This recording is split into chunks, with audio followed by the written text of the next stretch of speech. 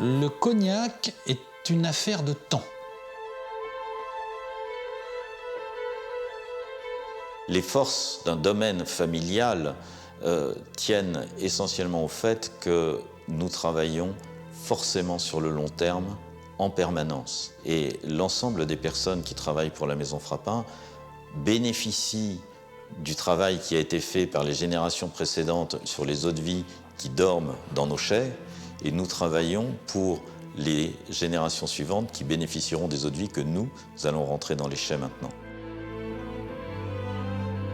Nous vous proposons de pénétrer les arcanes de l'une des plus prestigieuses maisons familiales de Cognac. Installée dans la région depuis 1270, la famille Frappin est aujourd'hui représentée par Jean-Pierre Cointreau à la tête de ce domaine.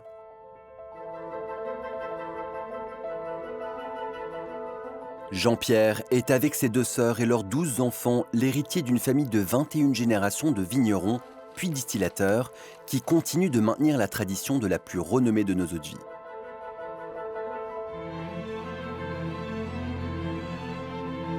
Son ambiance, à nul autre pareil, plongée dans le clair-obscur de ces chais où dorment les cognacs élevés par les ancêtres, rappelle qu'ici la renommée de ce spiritueux est avant tout un travail de longue haleine.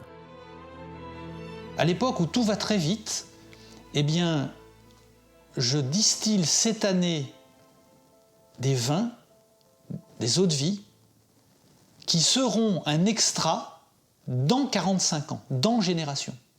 Donc il y a une notion de temps et de transmission qu'on ne trouve nulle part ailleurs. Et cette eau-de-vie de savoir-faire ancestral nous provient du XVIIe siècle.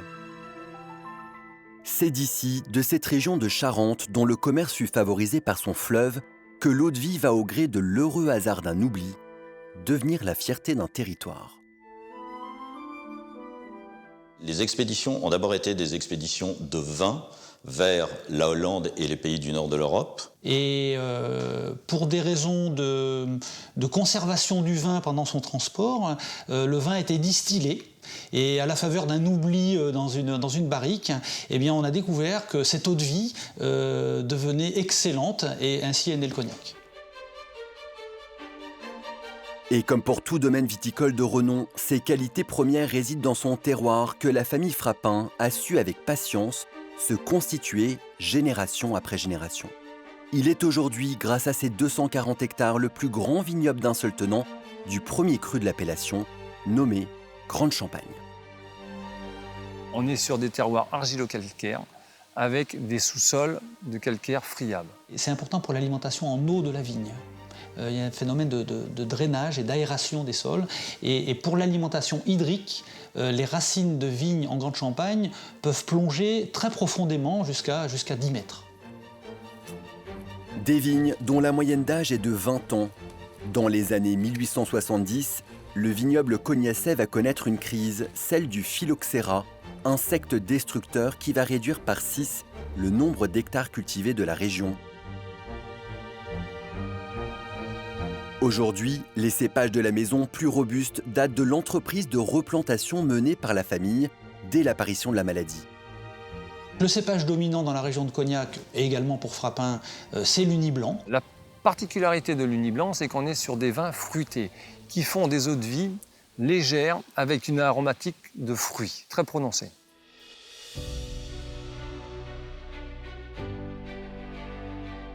Aujourd'hui, l'exploitation compte 4 sites de production, plus de 20 chais dans lesquels dorment entre 5 et 70 ans les futurs cognacs de la maison.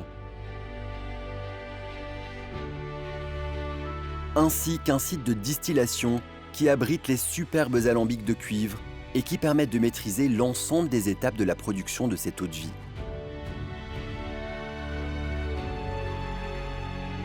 Le domaine est en grande partie le fruit du développement mené au milieu du XIXe siècle, âge d'or du cognac, par le visionnaire de la famille, Pierre Frappin. C'est à lui que l'on doit entre autres la création de la maison et le développement de ses infrastructures.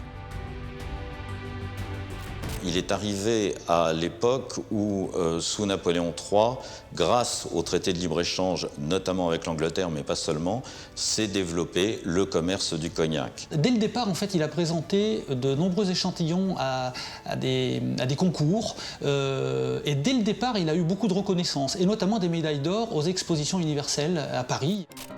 Paris et son exposition universelle de 1889, c'est lors de ce rendez-vous durant lequel les pays du monde entier rivalisent d'ingéniosité et de savoir-faire que Pierre Frappin va faire la connaissance d'un certain Gustave Eiffel. De cette rencontre va naître à Frappin l'une des fiertés patrimoniales de la maison. Construit en 1892 au siège social de l'exploitation, le chai Eiffel va, de par son matériau le fer, permettre une prouesse de modernité.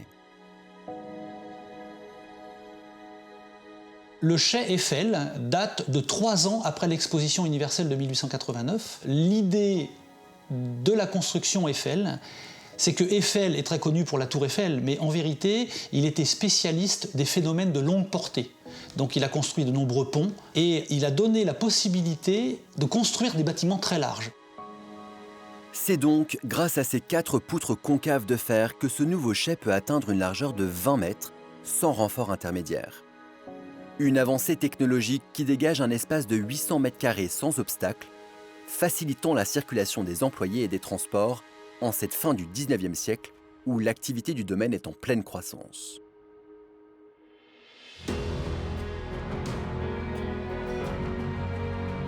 C'est également de cette époque que date la restructuration complète du château de Fontpinault, propriété de la famille depuis le début du 19e siècle.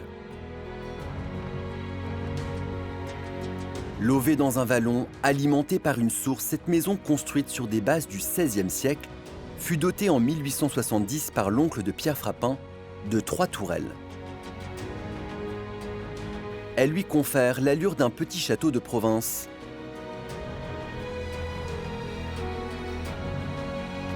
La possession d'un château est dans le Cognacais l'une des conditions qui permet aux exploitations de porter l'appellation de château. L'appellation château, qui définit donc le cognac Frappin pour le château Fontpinault, est en fait l'ensemble du concept vignoble, château et distillerie. Le château Fontpinault doit être produit avec les vignes qui entourent le château, vinifié sur le site, distillé sur le site, vieilli et mis en bouteille sur le site.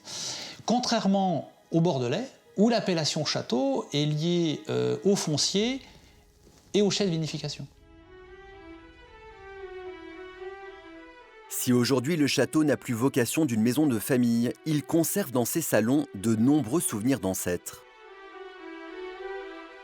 Le plus illustre n'est autre que l'écrivain humaniste de la Renaissance, François Rabelais. Certaines pièces conservent quelques cheminées du XVIIIe siècle en pierre de Charente et servent de cadre de réception. La cour d'honneur, entourée de communs, abrite avec les 3 autres sites dispersés sur le domaine des chais de vieillissement du cognac. La répartition de ces bâtiments et la variété de leur exposition ne sont pas laissées au hasard. Nous avons plusieurs types de chais qui impactent directement le vieillissement du cognac en 2 grandes catégories. Un ensemble de chais que l'on appelle des chais humides, qui sont des chais de sol, où il y a une évaporation moindre, avec une évaporation plus d'alcool, hein, donc ça arrondit un petit peu les cognacs, si vous voulez. Et le deuxième groupe, ce sont des chais secs, où là il fait très chaud, et notamment sur la période estivale, enfin en tout cas beaucoup plus chaud. Et dans ces chais-là, nous perdons plus, donc il y a plus de phénomènes de concentration, et on perd plus d'eau que d'alcool. Donc, à partir d'une même eau de vie au départ, dès lors qu'on vieillit en chai humide ou en chai sec, eh bien le résultat sera différent. Ces cognacs vont vieillir entre 5 et 70 ans dans les différents chais du domaine, dont les plus anciens datent du 19e siècle. La conception de cette eau de vie est le fruit d'une opération très réglementée que l'on nomme la double distillation. Bonjour Jérémy. Et c'est ici, dans les 6 alambics de cuivre, martelés à la main, et dont les origines nous proviennent des pays arabes qui en faisaient usage pour la conception de parfums, que va s'opérer cette transformation supervisé par un maître distillateur. Donc la distillation correspond à un phénomène de concentration des composés volatiles du vin et notamment aromatiques. Et il s'agit à Cognac d'une double distillation. Donc première distillation, nous pompons le vin dans la chaudière ici, on le porte à ébullition à travers le feu de chauffe à feu nu sur la chaudière, les vapeurs d'alcool s'échappent, passent à travers le chapiteau, passent à travers le col de cygne, et les vapeurs d'alcool sont condensées à travers l'eau froide dans la pipe de refroidissement.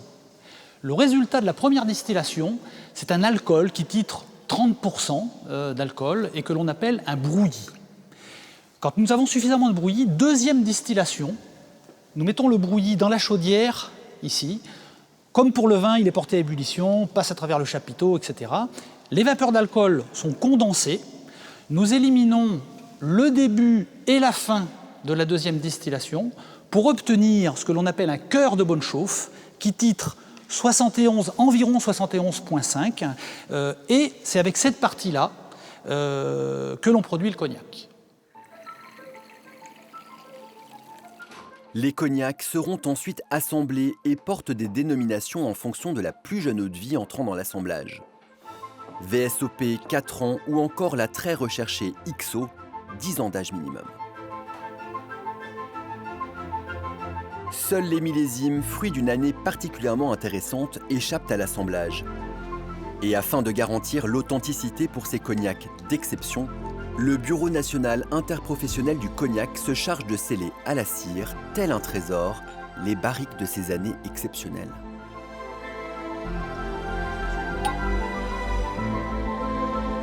Aujourd'hui, la famille Frappin, représentée par Jean-Pierre, est l'une des plus vieilles familles de vignerons de France. Parmi les héritiers, son fils Julien apprend avec patience à reprendre les rênes de cette maison, pour qui la réussite est une affaire de temps.